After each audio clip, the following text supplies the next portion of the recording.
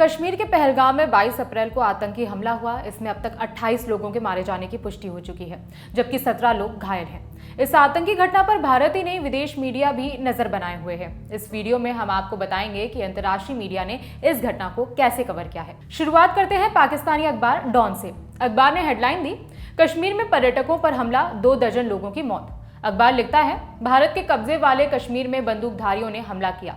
इसमें लगभग 2 दर्जन लोगों की मौत हुई है। यह हमला ऐसे समय हुआ है जब अमेरिका के उपराष्ट्रपति जेडी वेंस भारत की यात्रा पर आए हुए हैं। अखबार आगे लिखता है, भारत का मीडिया इस हमले को पाकिस्तान से जोड़ने की पूरी कोशिश कर रहा है। सोशल मीडिया के कई अकाउंट्स भी ऐसा ही दावा कर रहे हैं। भारत के टीवी चैनल्स में बैठे लोग भी पाकिस्तान के खिलाफ बयानबाजी कर रहे हैं, लेकिन उनके पास अपने दावों को साबित करने के लिए कोई पुख्ता सबूत नहीं है। हालांकि अभी तक भारत सरकार की तरफ से आधिकारिक तौर पर पाकिस्तान पर उंगली नहीं उठाई गई है, ऐसा अखबार में लिखा जा रहा है। इसी खबर में आगे बताया गया कि साल 2000 में अमेरिका के पूर्व राष्ट्रपति बिल क्लिंटन की भारत यात्रा से पहले भी इसी तरह की घटना घटी थी। उस समय भी भारत ने पाकिस्तान स्थित आतंकवादियों को इसके लिए दोषी ठहराया था, लेकिन कश्मीर और भारत के कुछ विद्वानों ने इसे भारतीय सेना की कथित साजिश करार दिया था।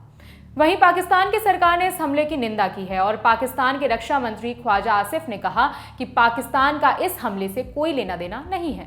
बांग्लादेश के अखबार ढाका ट्रिब्यून ने हेडलाइन लिखी, इंडियन कश्मीर पर हमला, 24 पर्यटकों की मौत। अखबार लिखता है, इस मुस्लिम बहुल क्षेत्र में विद्रोहियों ने 1989 से विद्रोह छेड़ रखा है। विद्रोही आजादी चाहते हैं या पाकिस्तान के साथ अपना विलय। पाकिस्तान कश्मीर क्षेत्र के एक छोटे से हिस्से पर नियंत्रण रखता है और भारत की तरह उस पर अपना पूरा दावा करता है। साल 2023 में G20 समिट का आयोजन भारत में हुआ था। इसकी टूरिज्म से जुड़ी एक मीटिंग उस समय कश्मीर के श्रीनगर में हुई थी, ताकि ये दर्शाया जा सके कि यहाँ पूरी तरह शांति है और स्थिति एकदम सामान्य बनी हुई है।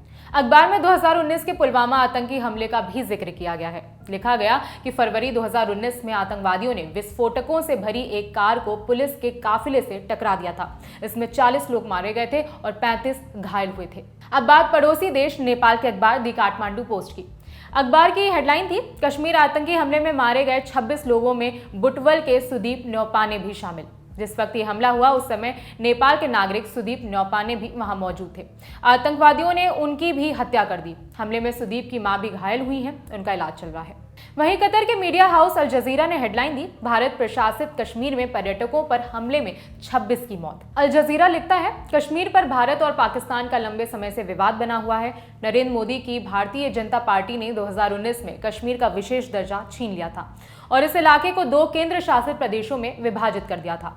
उसी साल यूनाइटेड नेशंस के high commissioner of human rights की एक रिपोर्ट आई थी, जिसमें कहा गया था कि भारत कश्मीर में मानवाधिकार उल्लंघन कर रहा है। अरब न्यूज ने हेडलाइन दी, भारत ने कश्मीर में 26 लोगों की हत्या करने वालों की तलाश शुरू कर दी है। अरब न्यूज ने एनालिस्ट माइकल कुगेलमैन के हवाले से लिखा कि इस हमले से भारत और पाकिस्तान के बीच नया संकट पैदा होने की आशंका बढ़ जाती है।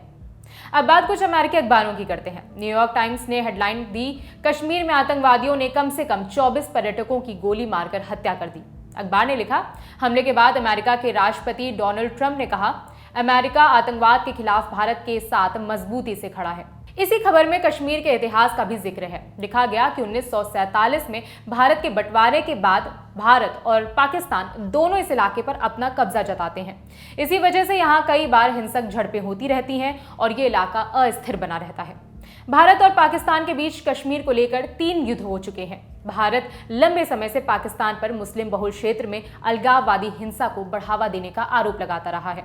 पिछले कुछ दशकों में आतंकवादी समूहों ने हिंदू तीर्थयात्रियों सहित कई नागरिकों की हत्या की है, लेकिन 2019 के बाद से इसमें कमी आई है, जब पीएम मोदी ने कश्मीर का विशेष दर्जा छीन लिया और आर्टिकल 370 को खत्म कर दिया था। वहीं वॉल स्ट्रीट जर्नल ने हेडलाइन दी, कश्मीर में भारतीय पर्यटक स्थल पर हमला, 25 की मौत। खबर लिखता है, कश्मीर दुनिया भर में सबसे ज्यादा सैन्यीकृत क्षेत्रों में से एक है, जिस पर भारत और पाकिस्तान दोनों ही दावा करते हैं। हालांकि दोनों ही देश का इस क्षेत्र के कुछ हिस्सों पर ही कब्जा है।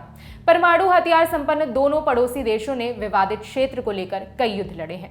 कश्मीर रेजिस्टेंस नाम के एक उग्रवादी समूह ने सोशल मीडिया पर हमले की जिम्मेदारी ली है। समूह का कहना है कि 85,000 से ज्यादा बाहरी लोगों को इस इलाके में बसाया जा रहा है, जो यहाँ की जनसांख्यिकी को प्रभावित कर रहे हैं। वहीं जापान के अखबार जापान टाइम्स ने हेडलाइन दी, कश्मीर के पर्यटन स्थल में बंदूकधारियों ने दर्जनों नागरिकों की हत्या की। अखबार लिखता है, भारत के लगभग 5 लाख सैनिक इस इलाके में स्थायी रूप से तैनात हैं, लेकिन 2019 में मोदी सरकार ने आर्टिकल 370 हटा दिया था, जिसके बाद से इस इलाके में तनाव कम हुआ है। इसके अलावा कुछ और देशों के अखबारों ने प्रमुखता से इस खबर को छापा है। उन सबका कंटेंट कमोबेश एक जैसा ही है। आपको उनकी हेडलाइंस बता देते हैं। इजरायली अखबार द टाइम्स ऑफ इजराइल ने लिखा, भारत नियंत्रित कश्मीर में पर्यटकों के नरसंहार में कम से कम 24 लोग मारे गए। चीनी अखबार साउथ चाइना मॉर्निंग पोस्ट ने लिखा, भारत नियंत्रित कश्मीर में पर्यटकों पर जघन्य हमला, कम से कम 26 लोग मारे गए। ईरान के अखबार तेहरान टाइम्स ने लिखा, भारत के कंट्रोल वाले कश्मीर में आतंकी हमला, 20 की मौत। तुर्की के मीडिया हाउस TRT वर्ल्ड ने लिखा, कश्मीर में गोलीबारी की घटना में कई पर्यटक मारे गए। इसमें तुर्की के विदेश मंत्रालय के बयान का जिक्र भी है, जिसमें उन्होंने पीड़ितों के परिवारों के प्रति संवेदना व्यक्त की है। इसके अलावा फ्रांस, जर्मनी समेत दूसरे कई देशों के अखबारों में भी इसी खबर को प्रमुखता से छापा गया है। इस खबर में इतना ही। खबर लिखी है हमारे साथी साजिद ने। मेरा नाम है विभावरी। देखते रहिए दी ललन टॉप।